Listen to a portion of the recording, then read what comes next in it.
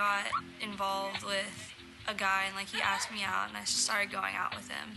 Just like I shut a lot of people out during that time because they were like, oh, he's bad news. I was like, oh, you just think that because you're not dating him. And there's pressure coming from all directions, but him specifically to like just go outside of what my parents tell me to do and what I know that I'm supposed to do.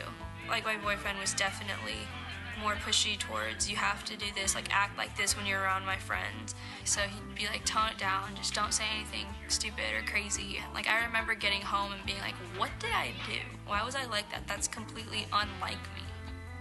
Like if I hang around with people that aren't how I am, or just like have really bad outlooks on life, or just are really down all the time, then I'll become like that too.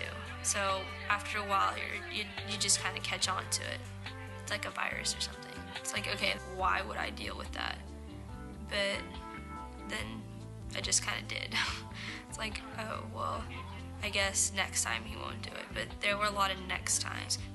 It took a bunch of people to like get me to realize how he was like bad and how he was influencing me and like my attitude towards life and everything. But it's like when I'm in that situation, I don't listen. It just afterwards you're like, oh, that's what I was doing. But girls will be girls, and we believe that guy's perfect or whatever until something happens and you're like, man, he really is that way. For Alexa, I think this is a classic example of girls lie to themselves to get what they want.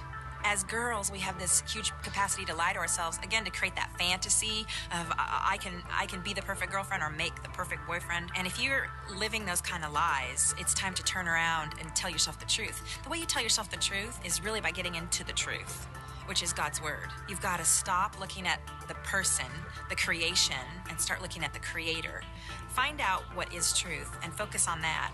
You're going to start to find out that what he's asking you to do, the things he's telling you to do, aren't truth. And, you know, I'm just going to bring up, she did put in the word submit, as if that's kind of a biblical thing. I'm a girl, I'm supposed to submit to the guy. No, you're not supposed to submit to the boyfriend. She wasn't married. You're not married, and you certainly don't submit to somebody who's doing something bad to you. One of the things I noticed about what Alexa did in her situation was when her friends started to say, oh, we don't like him, she essentially just ditched them, as if they were lying or they were jealous, and she dumped them. When you do that, that is when you've passed into danger zone. We cannot, as guys or girls, dump our friends. We desperately need them. We need their advice. We need to spend time with them. We need to have a life. If you want to attract the opposite sex, you have to have a life. Remember, dating is not marriage. You're dating with a purpose. You're trying to figure out who you're most compatible with. You're looking for warning signs for you to avoid hurt. You're listening to your friends. You're listening to your mentors, and you're listening to your parents. You're listening to your heart. Most of all, you're listening to God and saying, what is a picture of the right type of person to date? The guy or the girl isn't going to be perfect, because none of us are. But is that person endangering me? Is he endangering my purity? Is he endangering my reputation? Is he endangering just really who I am as a person? Because no one wants to live under someone else's thumb. We don't want to be slaves to anybody. What we want to do is be with someone that not only makes us happy when we're alone, and makes our friends happy too.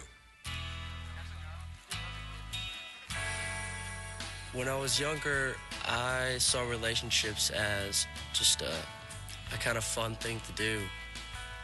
The girl I was dating, Amy, I'd never knew her before. She moved into the neighborhood. After we had actually met, we just kind of clicked automatically.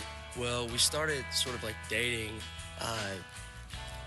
the beginning of our sophomore year. My older brothers had left a huge mark at the high school, and I was just their little brother. And I just, I wanted to find my own path and make my own mark. Being really young in high school, I didn't know where I was, and I couldn't find myself.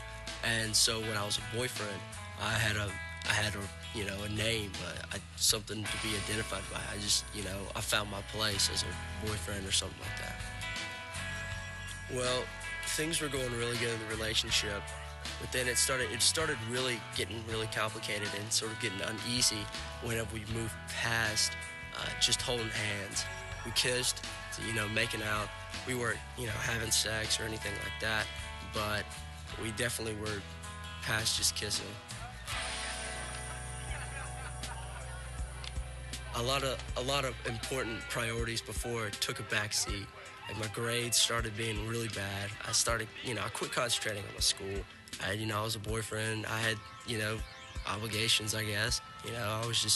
That's not important to me. That stuff wasn't important anymore because I was living in the now. I was just fulfilling, the desire to be needed and to find myself.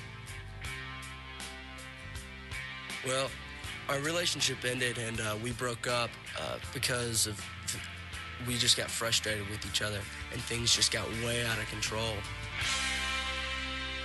All right, so Aaron's story hits way too close to home for me because my first girlfriend, second, third, fourth, way too invested. I would cut off my friends, my family. What was school? Schoolwork? Grades? Whatever. Job?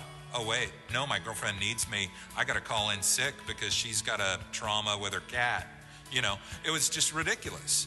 And with anything, whether it's dating, sports, anything you're passionate about, you've got to have balance in your life. You have to keep that in perspective. You've got to keep your friends. You've got to keep your family. You've got to keep your grades up. If you don't marry this girl, you're going to break up with her. Same for you girls. If you aren't going to marry the guy that you're dating right now, you're going to break up with him. And if that person is your whole world, or if just dating someone one after the other is your whole world, guess what? Your whole identity is going to be wrapped up in people loving you and then breaking up with you, loving you and breaking up with you. And what kind of identity is that? Here's what happens when you do that. When somebody else becomes your obsession, they become your idol. Because you are determine how good you feel based on them. You determine if you're going to make it through the day based on how they feel. Everything that you center your life around becomes this other person. They become a mini God, which is an idol. And that's dangerous territory. You'll find that God has dropped. And he's even gone below the girlfriend. You're in serious trouble. So everybody needs to really take an assessment of their relationship and how high has it slipped? Has it in fact become a rival to God? If you find yourself in a place like Aaron was, where you've realized that she is or he is your idol and someone has become your obsession, don't freak out. I understand how hard it is to change from that. But if you're in Aaron's position where you've already broken up with them, it's really good that you know that now and that you can say, I'm not going to do that again. And you determine to turn around and head the other direction and really work on focusing on one idol, one God, one obsession, the God of the universe, and make sure that's all you have. If you're in a relationship and you're saying, wait a minute, that sounds like me, I am really obsessed, then that's good too. It's good that you've noticed it because a lot of people don't even know it and then they just continue to live in that sin, being oblivious to it. Now is your chance to say, I'm going to change things. A lot of times you might have to just say, I have to end this for now to get my priorities straight. And you can do it.